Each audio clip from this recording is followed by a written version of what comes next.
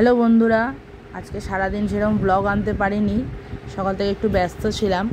এখন প্রায় 2টো বাজে। এখন রান্না করে এখন টিভিটা চালিয়ে বসলাম। আজকে ইন্ডিয়া অস্ট্রেলিয়া সেমিফাইনাল ম্যাচ আছে, ওটা মিস করা যাবে না। তাই বুবুকে তাড়াতাড়ি স্নান টান করিয়ে ও নিজেই চুল আঁচড়াচ্ছে। ততক্ষণে আমি ওর খাওয়া দাওয়া রেডি করে নিয়ে খাবারটা নিয়ে বসে পড়লাম ওকে খাওয়াবো বলে। এখন খাইয়ে দাইয়ে ও একটু টিভি দেখবো, খেলা দেখতে ভালোবাসে। খেলা দেখে তারপর একটুখানি ও রেস্ট করবে, যেহেতু ভোরবেলা ঘুম থেকে ওঠে। দুপুরবেলা একটু না ঘুমালে সন্ধ্যাবেলা আবার পড়তে পারবে না। এখন আজকে যা খেলা হচ্ছে, ইন্ডিয়া অস্ট্রেলিয়া হাড্ডাহাড্ডি লড়াই, ওকে পড়তে বসিয়েছি, পড়ায় কোনো মন নেই। এটা আমার মা আর বাবা আজকে পুরো একদম খেলায় ঢুকে পড়েছে দুজনেই।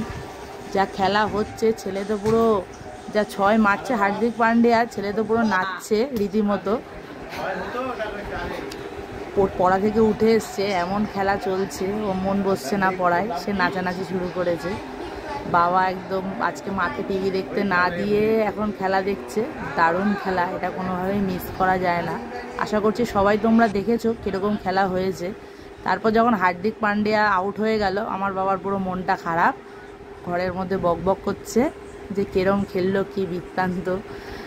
কিন্তু তারপর যাই হোক, ম্যাচটা আমাদের হাতেই ছিল, ইন্ডিয়া জিতবে। যেই রাহুল এক 6 মেরে ম্যাচটাকে জিতিয়ে দিল, দাদু নাতির কী আনন্দ সে আর বলা যাবে না। দুজনেই প্রায় নাচানাচি শুরু করে দিয়েছে।